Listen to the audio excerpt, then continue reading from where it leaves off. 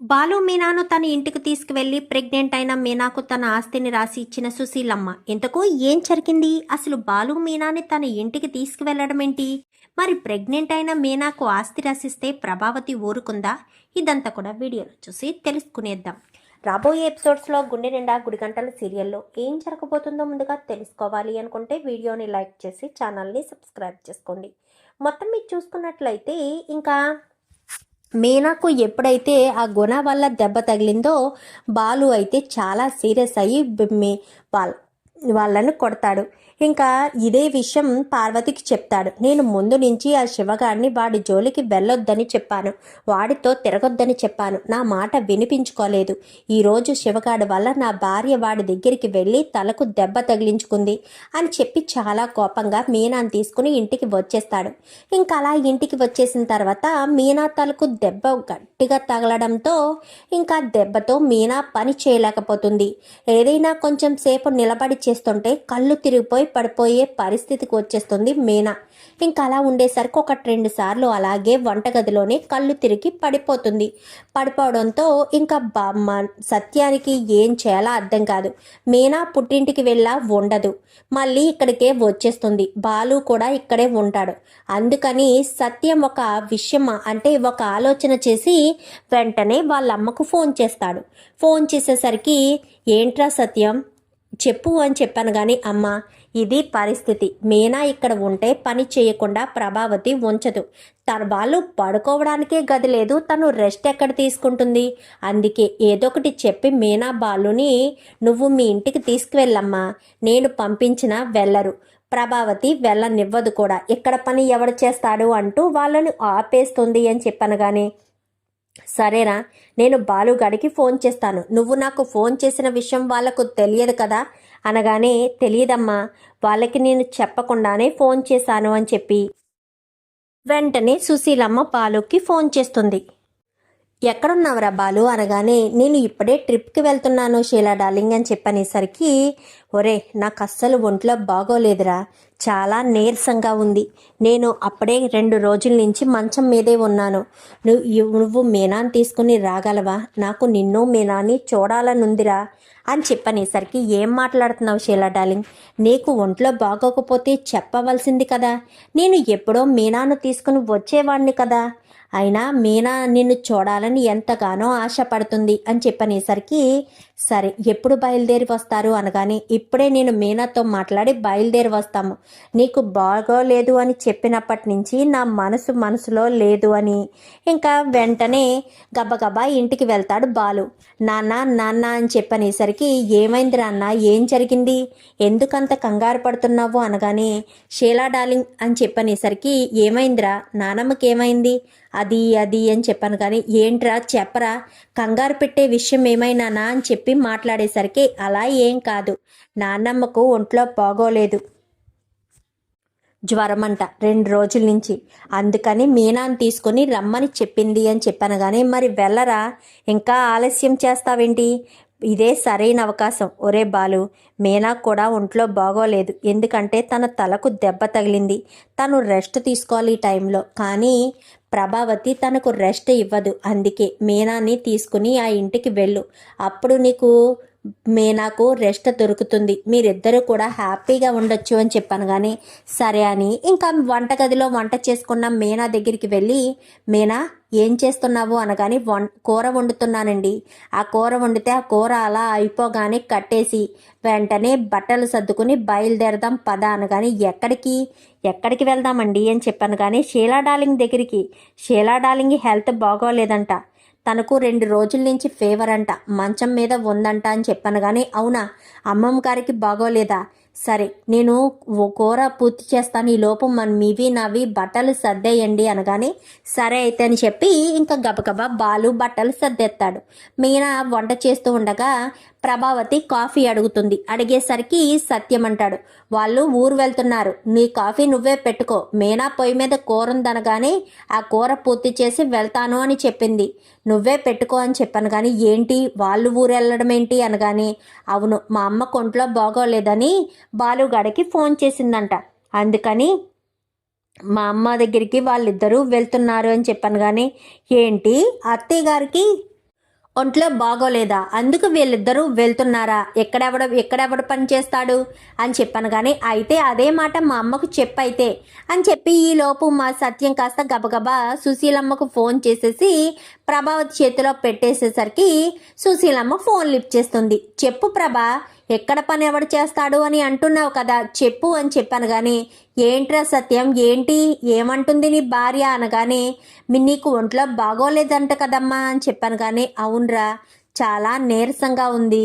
బాలు మీనాన్ని రమ్మని చెప్పాను కదా, ఇంకా బయలుదేరలేదా వాళ్ళు అని చెప్పాను. కానీ ఇప్పుడే బయలుదేరుతున్నారమ్మా. ప్రభావతి వాళ్ళెక్కడికి వెళ్తారు అని అడుగుతుంది అని చెప్పాను. కానీ ఏంటి ప్రభా, నువ్వు మాత్రం ఇంట్లో పని చేసుకోలేవా ఏంటి?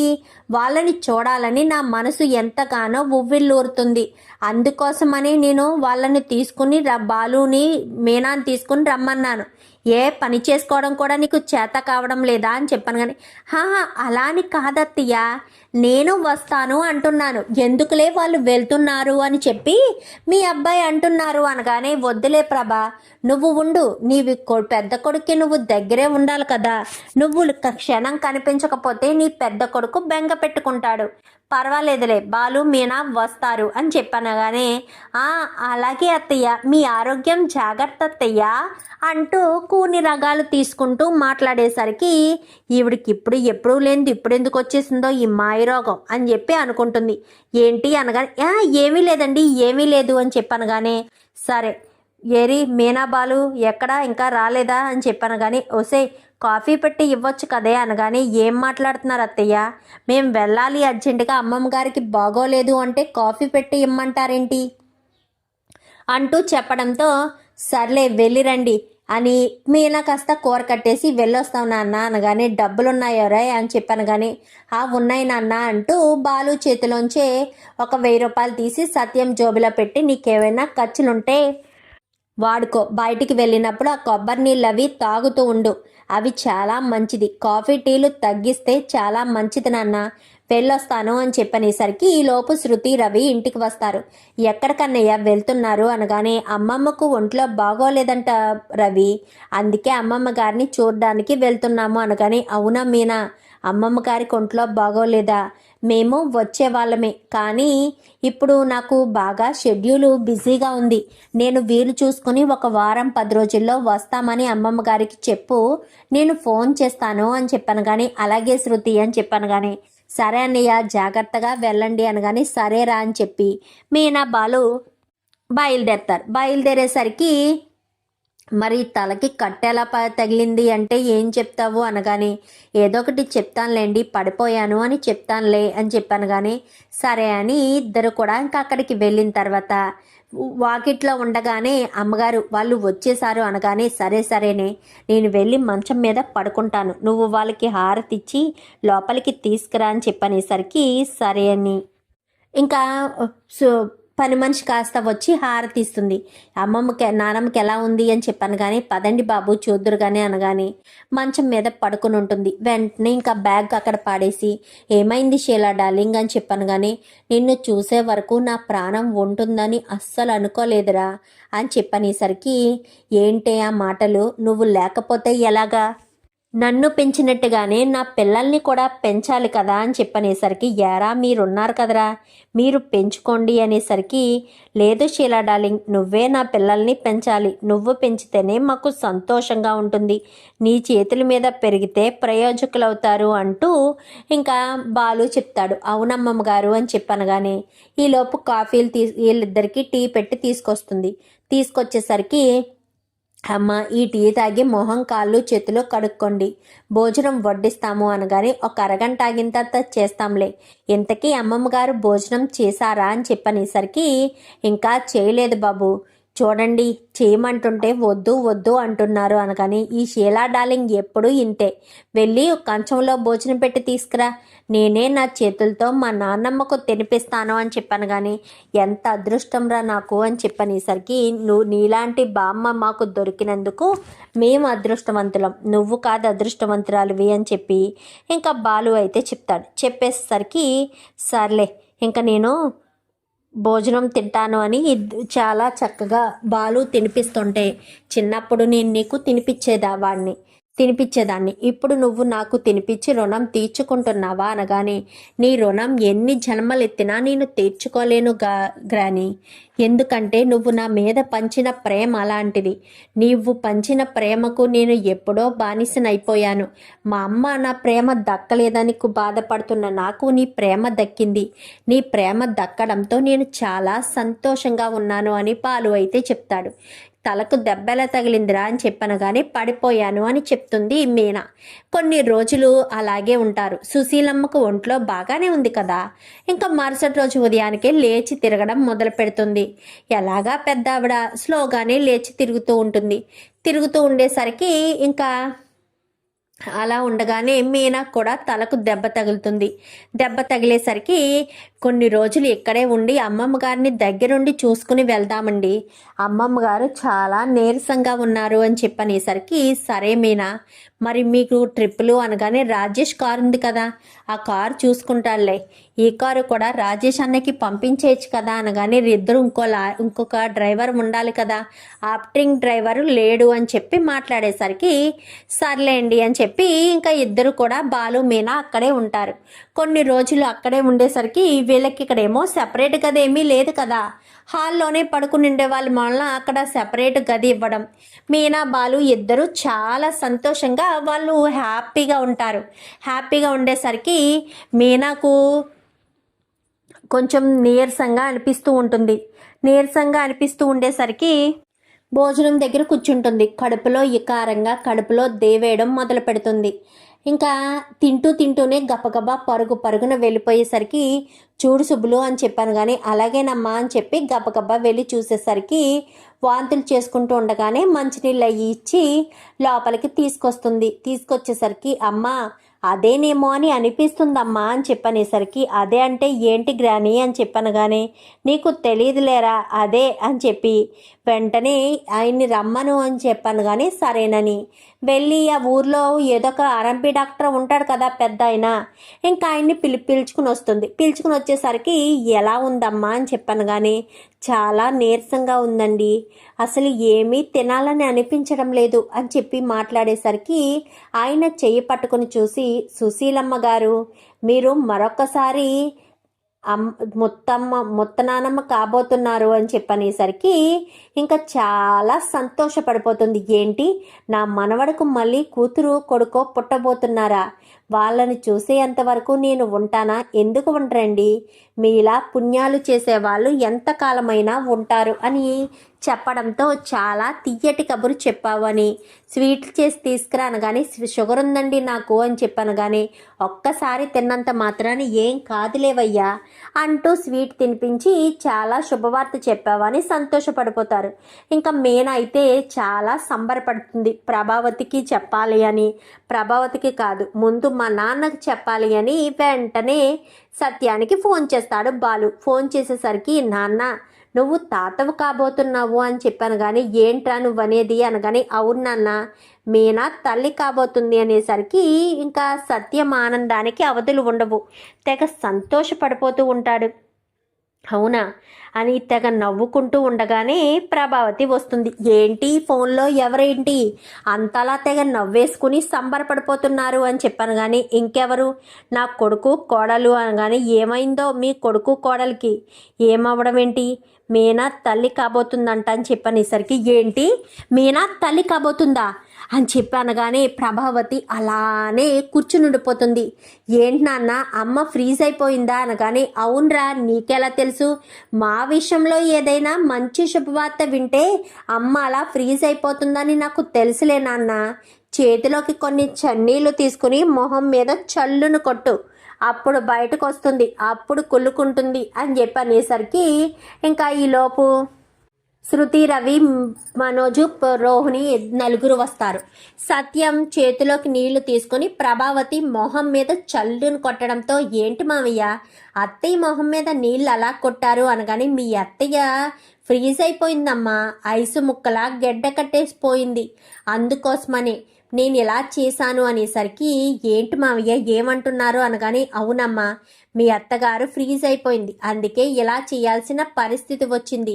అసలు అత్తయ్య ఫ్రీజ్ అయిపోవడం ఏంటి, అదే కదా మీనా బాలు సంతోషంగా ఉన్నారని, మీనా కడుపుతో ఉందన్న విషయం చెప్పానంతే.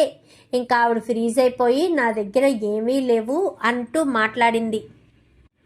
ఇంకా అందుకని ఇప్పుడు ఎక్కడ ఆస్తి పోతుందా అని భయపడిపోతుందేమో అమ్మ మీ అత్త అని చెప్పాను. కానీ భయం కాకపోతే ఏంటి రోహిణి, ఆయన నిన్నే ముందు ప్రెగ్నెంట్ అవ్వాలి అని చెప్పాను కదా, మరి మీనా అవ్వడానికి అవకాశం ఎందుకు ఇచ్చావు? మీరిద్దరూ అన్యోన్యంగానే ఉంటున్నారు కదా, ఏ శృతి రవి మిమ్మల్ని అయినా ప్రెగ్నెంట్ అవ్వమని చెప్పాను కదా అనగానే, బాగుందత్తయ్య, ప్రెగ్నెంట్ అవ్వడం మన చేతుల్లో ఉందా ఏంటి? మీనా ప్రెగ్నెంట్ అయితే సంతోషపడడం మానేసి అలా మాట్లాడతారేంటి అత్తయ్య అని చెప్పి అనేసరికి, సంతోషమా? అది ప్రెగ్నెంట్ అయితే నాకెందుకు సంతోషం? మనోజ్ కానీ నువ్వు కానీ ప్రెగ్నెంట్ అయితేనే నేను సంతోషపడతాను, అది ప్రెగ్నెంట్ అయితే నేను సంతోషపడను.